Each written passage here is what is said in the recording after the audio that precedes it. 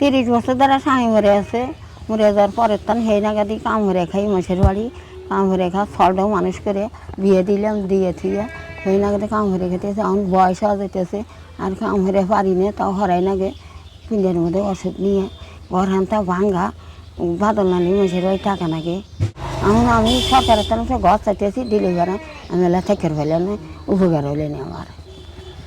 সুরতান দেখেছি আমার মায়ের না যে কষ্ট, মানুষের বাড়ি কাজ করে খায়, আমাকে বিয়ে শাদি দিছে, দিয়ে রে মানুষের যে গোল ঘর আছে তার থেকেও না যে আমার মায়ের ঘর ডল খুবই আপনারা একটা অনুদান দিলে দেয় সরকার, তাও আমার মাও না জ্বালা সুখে বাকি জীবনটা কেটে যায় পা। সেই জন্য আপনাদের কাছে কইতেছি যারা ঘর দিলি তাও আমার মা যে বাকি জীবনটা আছে এটা যাতে ভালোভাবে যায় না, ঘরের মধ্যে থাকতে পারতেছে না, ঝড় বৃষ্টির দিন খুব না যে খুব কষ্ট, আর যায় না যে বসে থাকে কি করবো।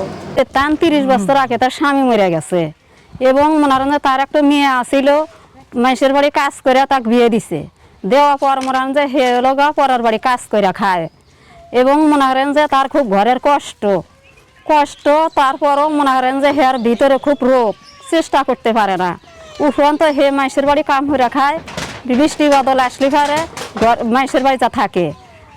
আমাদেরও স্বামী মরে গেছে, উপরন্ত মরন্ত হের কষ্ট দেখলে আমাদেরও অনেক দুঃখ লাগে। মানুষের বাড়ি কাজ কর্ম করে দিয়ে একটু ছাগল টাগল পালে হয়তো সংসার ভালোভাবে চলে না।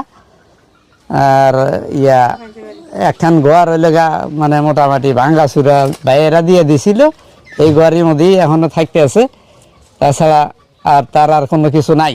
মনে করেন যে পরের বাড়ি কাজ কর্ম করে হেরা যা দেয় 2 মুঠ এই নিয়ে এসে খায়, আর এই অবস্থাতেই আছে। সরকার বা কোনো কেউ যদি আল্লাহ সহযোগিতা করলেনি তাহলে হয়তো আমাদের পক্ষে ভালো হইলেনি, আমরা যেহেতু পারি না সহযোগিতা করবার।